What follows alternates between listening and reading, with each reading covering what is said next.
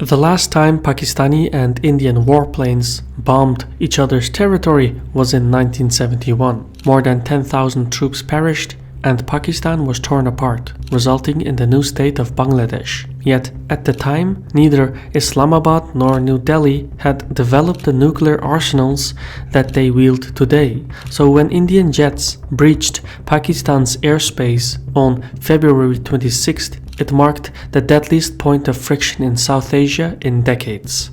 But how did the two countries come so close to the edge of madness, and what exactly happened? I'm your host Shirvan and welcome to Caspian Report. Okay, some breaking news that's coming in right now. There's been an IED blast. We're getting a big breaking news at this point of time. Suicide attacker Adil Dar was part of a new breaking news coming in at this point of time. Let's quickly cut across this breaking news. India Today has access. So we're just getting in news of these two Jaish terrorists who have been killed in Pulwama, as the security forces have already begun their searches for the main perpetrators of that attack. India-controlled Kashmir suffered its deadliest attack in nearly 3 decades on February 12th when a suicide bombing killed 40 Indian paramilitary personnel in a town in Kashmir. Although the assailant was a native Kashmiri, the attack was claimed by Jaish-e-Mohammed, which is a Pakistan-based jihadist group with close ties to the Pakistani spy agency ISI. For New Delhi, that was enough to put the blame firmly on Islamabad. Immediately after, Indian Prime Minister Narendra Modi vowed revenge and retaliated by increasing tariffs on Pakistani imports and announced to restrict the flow of water to downstream Pakistan. What happened subsequently is vague. India's Air Force bombed a training camp of Jaish-e-Mohammed in Pakistan. The planes struck an alleged jihadist facility deep in Pakistani territory, with India claiming that hundreds of militants had been killed. Satellite imagery, however, raises doubts whether the Indian airstrikes truly hit their target. An official spokesman of the Pakistani military claimed on Twitter that a prompt Pakistani response forced the Indian pilots to ditch their payload and retreat. But upon further examination, the Indian jets used sophisticated precision-guided bombs of Israeli origin. These munitions were specifically designed with an error probability of 3 meters, meaning half of the strikes would have hit their targets. But since the missiles caused no damage at all, there are 2 possibilities for what truly occurred. Either an error in the targeting process caused the strikes to fail, or India's airstrikes were designed to demonstrate military capability while managing escalation by not targeting areas of interest. Whichever scenario is true, the assault was the most significant breach of the line of control since 1971. In response, Pakistan sent jets of its own to bomb targets in Kashmir, and these strikes also hit empty fields as a demonstration of capability. What's more is that in the ensuing air battle, both sides shot down the other's aircraft, and Pakistan captured an Indian pilot. So, Wing Commander, you hail from which place in India? Am I supposed to tell you this? Major, I'm sorry. I'm from down south. You're from down south? Yeah. Okay. And are you married? Yes, I am. You're married? Yes. Okay. I hope you like the tea. The tea is fantastic. Thank you. At the same time, lawmakers and media outlets from both sides deliberately spread misinformation and build up the prospects of a military victory. The only voice of reason came from Pakistani Prime Minister Imran Khan, who quickly de-escalated the conflict by returning the captured Indian pilot. Unfortunately, fighting resumed overnight, with gunfire and mortars being exchanged along the line of control in Kashmir. So Imran Khan's statement that better sense should prevail may not prove easy as that.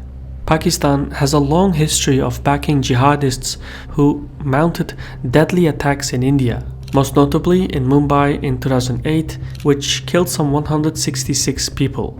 Policymakers in Islamabad promised to shut down such extremist militants, but never did. At the background of the stalemate hangs a nuclear shadow. In the last major skirmish in 1999, Pakistan and India possessed nuclear weapons but lacked proper delivery systems. Today, however, it is estimated that India has 130 to 140 warheads, while Pakistan's nuclear arsenal includes 140 to 150 warheads. Each side wields a batch of matching missiles, but Pakistan has also developed tactical nuclear weapons with a range of 70 kilometers, which can be used against invading Indian ground forces. Essentially, the tactical nuclear weapons grant Islamabad an edge in the military stalemate, which in turn forms the basis of Pakistan's deterrence doctrine. Meanwhile, in India, a rival military doctrine known as the Cold Start shapes the narrative. Cold Start was developed in response to the 2008 Mumbai attack, and it's essentially an Indian version of the Blitzkrieg, where the Army, Navy, and Air Force would attack simultaneously and swiftly take control of crucial strategic posts in Pakistan, thereby forcing Islamabad to concede defeat. The trick is to launch the assault in limited but rapid progression as not to push Pakistan over the edge and provoke a full-scale retaliation. The trouble with this plan is that Pakistan's tactical nuclear weapons further lowers its retaliation threshold. Pakistan is developing new types of nuclear weapons, including short-range tactical weapons. In this reference, set against the backdrop of the recent skirmish, India had two distinct objectives. One strategic and the other political. From a strategic angle, the Indian airstrike was intended to set a precedent and demonstrate that New Delhi had the capacity to escalate the crisis if it wanted to. Had this succeeded, it would have proven that India's conventional forces had the upper hand. This would have reinforced India's Cold Start doctrine, but it would also have changed the dynamics of the Kashmir conflict and granted Indian policymakers a proactive template to respond to Pakistan-based jihadist groups going into the future. With all that being said, Pakistan's retaliatory airstrikes undermined the strategic goal of its arch-rival and further reinforced Islamabad's deterrence creed. From a political angle, the consequences are more upfront. For decades, Modi has carefully crafted the persona as a bold, resolute leader who does not back down from a fight. If the standoff in Kashmir ends with the return of the Indian pilot, it will be difficult for Modi to spin this as a victory. Plus, he faces an election in April. Even before the standoff in Kashmir, Indian opposition parties had joined their numbers to pose a credible challenge to the ruling party. Now, with only a few months to go for the general elections, Modi will find it difficult to go campaigning while having failed to secure a decisive military victory. In a way, he is a captive of his own rhetoric, and this shapes a great deal of his policy. Moreover, over the past 5 years, Modi has failed to bring about the promises of prosperity and growth. In retrospect, the Indian economy has grown by about 7% annually, and Modi's efforts have delivered the nationwide goods and services tax. However, not enough jobs are being created, and unemployment has actually risen during Modi's tenure. Meanwhile, the renowned goods and services tax has proven to be strikingly expensive to maintain. Modi has also failed to privatize state-owned firms and banks. And as the election has drawn closer, the Prime Minister has also implemented policies with brief temporary benefits, but that are likely to harm the economy in the distant future. Taken together, Modi's economic promises have not lived up to the hype. Thus, considering the military, economic, and political applications, what happened most likely in Kashmir is that Prime Minister Modi, under pressure from the upcoming election, decided to act in retaliation for the Kashmir suicide bombing. However, he had to balance domestic public approval with the risk of a military showdown that would have been costly for both countries. As such, bombing an empty field in Pakistan while claiming victory made sense. It's just that Pakistan's capture of the Indian pilot and his release derailed Modi's initial goal. Still, with the general elections closing in, the Indian Prime Minister has political incentives to push for an extended crisis and fire up voters.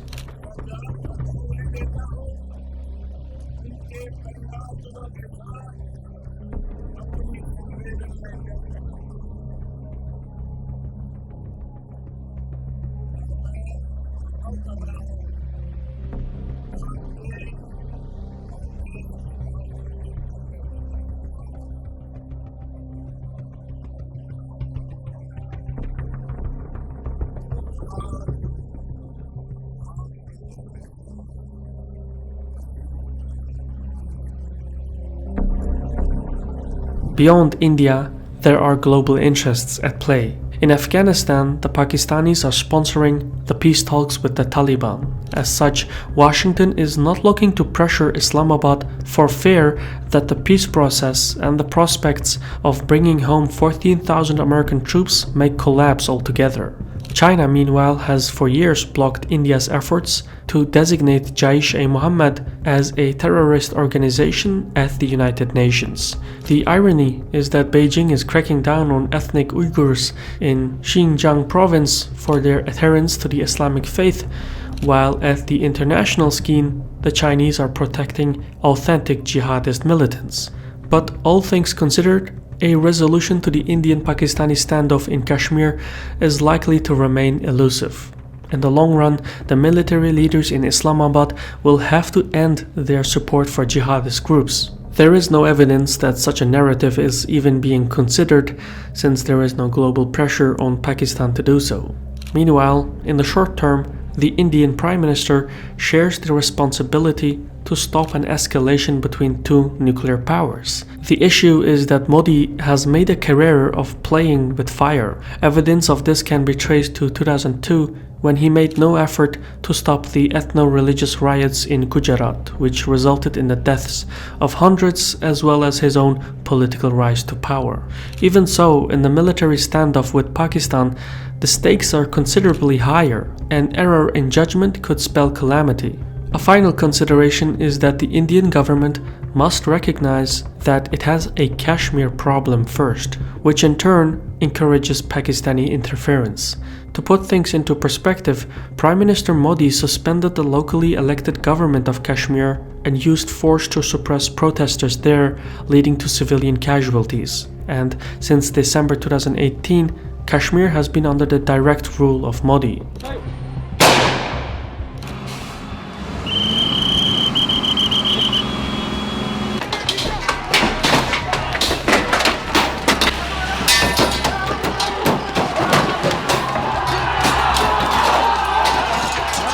Not surprisingly, tensions have been high ever since. Yet the result of the tinderbox that is Kashmir was the suicide attack that was carried out by a homegrown militant. In this fashion, by neglecting the Kashmiri grievances and frustrations and violating their human and civil rights, such suicide bombings are likely to occur from time to time, and no amount of airstrikes will bring peace to the region.